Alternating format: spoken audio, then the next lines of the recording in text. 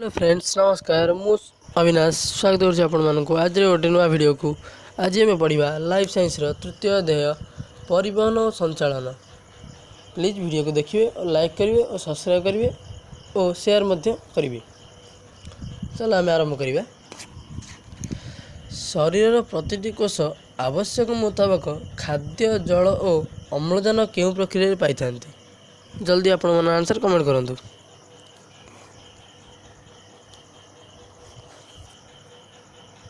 Yes, परिवहन is the right answer.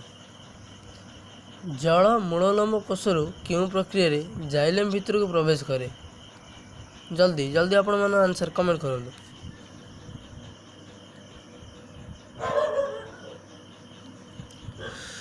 ठीक अच्छे, विसरण प्रक्रिया। जाइलेम नली व्यास 0.001 मिलीमीटर रु कम हेले उक्त नली जल केते मीटर पर्यंत उच्च को उठी पारे? जल्दी आपण मन आंसर कमेंट करूँ।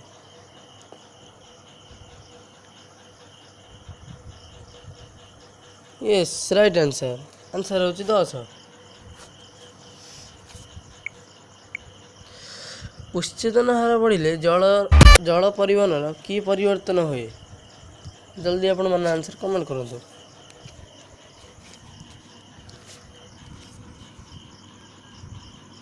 वृद्धि पाए।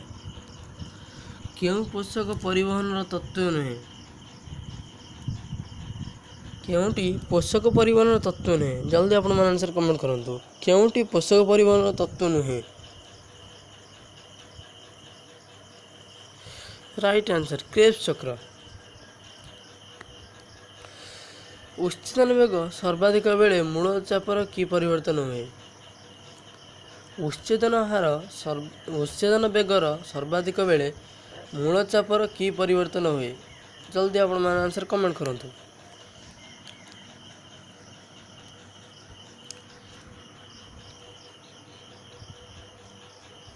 ठीक आंसर, ह्रास पाए।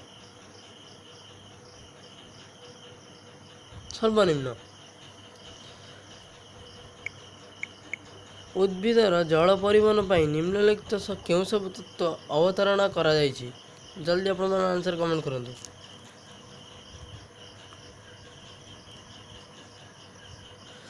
Yes, C is the right answer. तापर आमे जेबा 8 नंबर प्रश्न को। मूलचाप मापिया पई क्यों यंत्रटी व्यवहार करा जाए? राइट आंसर होची मानोमीटर। उद्भिद मध्य को जल शोषण मुख्यतः क्यों प्रक्रिया संगठित होता है? जल्दी आप आंसर कमेंट करूँ। उद्भिद मध्य को जल शोषण मुख्यतः क्यों प्रक्रिया संगठित होता है?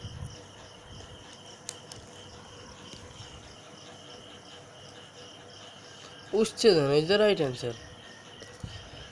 क्यों उद्भिदर वायवीय अंग नुहे? जल्दी आप आंसर कमेंट करूँ।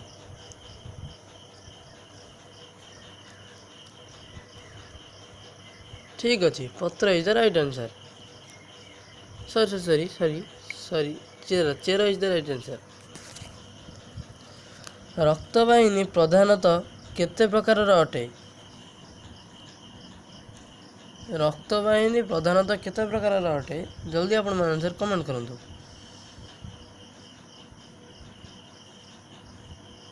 ठीक आंसर होची 3।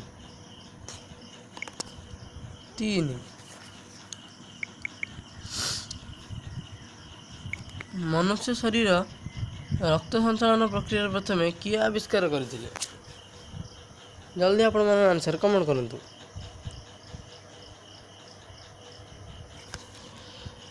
ठीक आंसर होची विलियम हार्वे।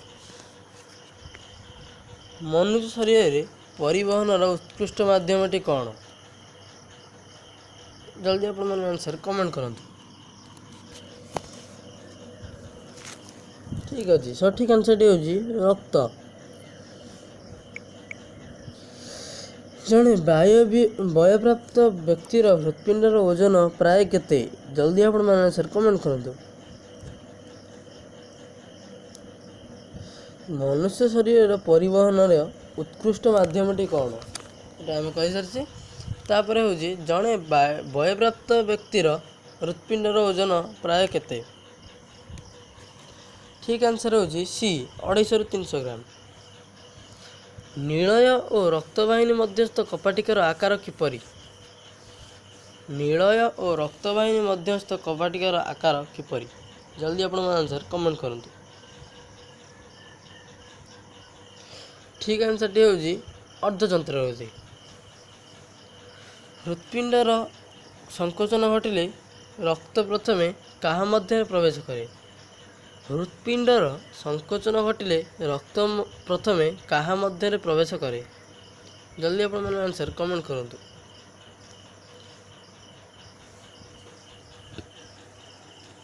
शीघ्र हृत्पिंडर संकोचन घटिले रक्त प्रथमे काहा मध्य प्रवेश करे? धमनी मध्य। आज क्लास को आम ये रखा। आशा करुँच आपण मैंने भिडियो भल लगी आउ जो बाकी क्वेश्चन रहा आम को पर क्लास रे आलोचना करवा।